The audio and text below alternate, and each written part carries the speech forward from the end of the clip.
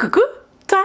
On se retrouve aujourd'hui dans une nouvelle vidéo spéciale flemme. Je ne vais pas vous mentir, cuisiner c'est pas mon truc, je ne prends pas de plaisir à faire ça. Souvent c'est un peu la corvée d'aller cuisiner. Et du coup comme c'est souvent la corvée, j'ai aussi souvent la flemme de cuisiner.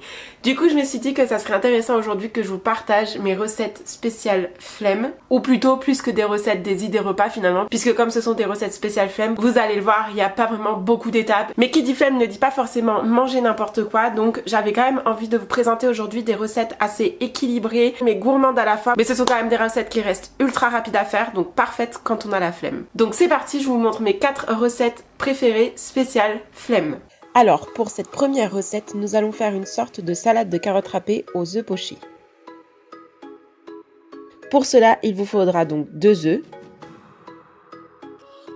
3 carottes ou 4 si comme moi elles sont petites, j'en ai finalement rajouté une à la fin, de la ciboulette ou des herbes aromatiques fraîches de préférence, des tomates cerises et parce qu'on a vraiment la flemme, cette machine de guerre que j'adore et qui permet de trancher les légumes de différentes façons. On commence par faire bouillir de l'eau pour les œufs. Je viens ensuite couper le bout de mes carottes et peler la peau.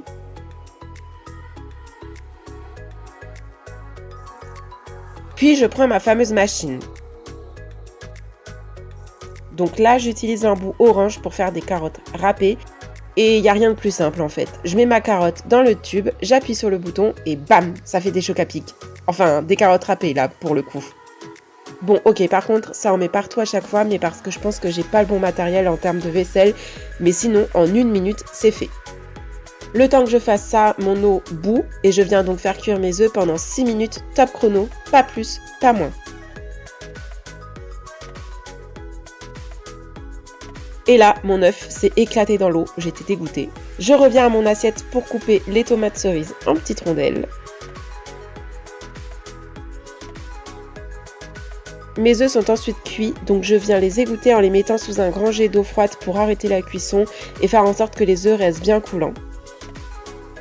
Une fois qu'ils ont un peu refroidi, j'enlève la coquille et je les dispose sur les carottes râpées. Je termine par couper ma ciboulette avec ces ciseaux spécialement conçus pour couper finement les herbes aromatiques. Un petit peu de vinaigrette toute faite aussi, on a dit qu'on avait la flemme. Hein. Et c'est fini! Regardez-moi ces œufs bien coulants, ça me donne trop faim. Deuxième recette, c'est une salade César un peu revisitée à ma sauce. Il vous faut pour cela de la salade verte, moi j'aime bien l'iceberg, encore des tomates cerises, des petits émincés de poulet, du parmesan et puis là rien de plus simple, c'est juste de l'assemblage. Je coupe ma salade en petits morceaux,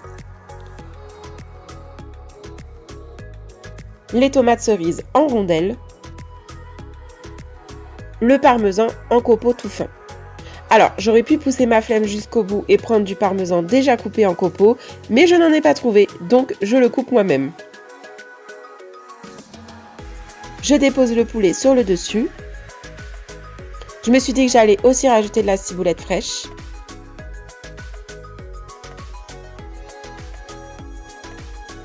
Encore de la vinaigrette, toujours toute faite.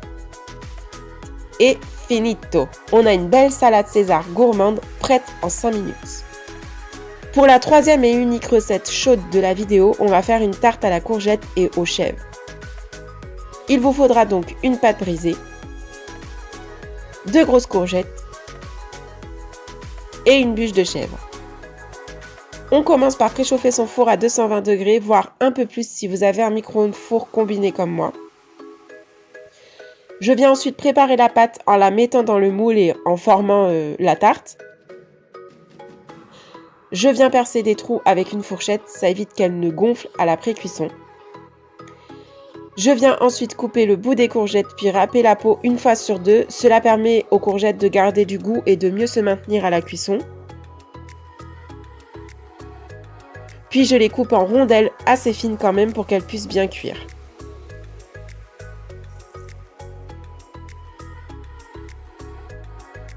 Une fois que mon four est chaud, j'ai pré-cuit la pâte pendant 10 minutes.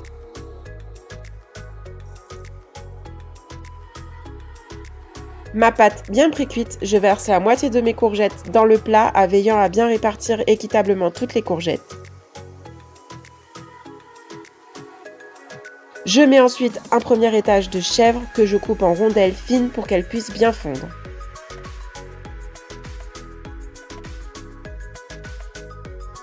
Je mets l'autre moitié de mes courgettes par-dessus et je finis par une dernière couche de chèvre avec des morceaux un peu plus épais cette fois-ci.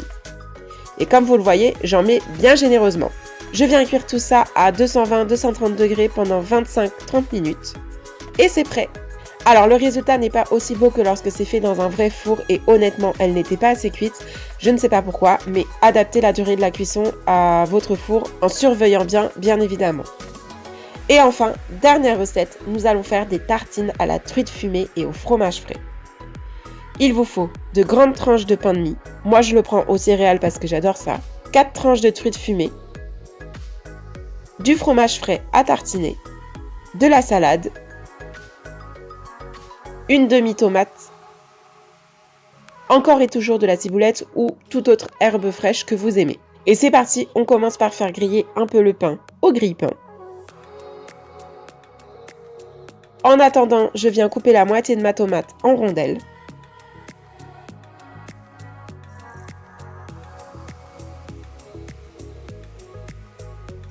Je tartine ensuite du fromage frais sur mes tartines bien généreusement. Si vous testez les recettes de cette vidéo, vous verrez qu'elles sont vraiment gourmandes et copieuses. On a la flemme, mais on ne lésigne pas sur le plaisir. Je mets un peu de salade sur mon pain, mes rondelles de tomates, ma truite fumée qui, comme vous le voyez, je galère à attraper. Ça m'arrive tout le temps, ça. Je n'arrive jamais à attraper les tranches comme il faut et ça finit toujours coupé à l'arrache parce que je ne trouve pas les tranches. Bref.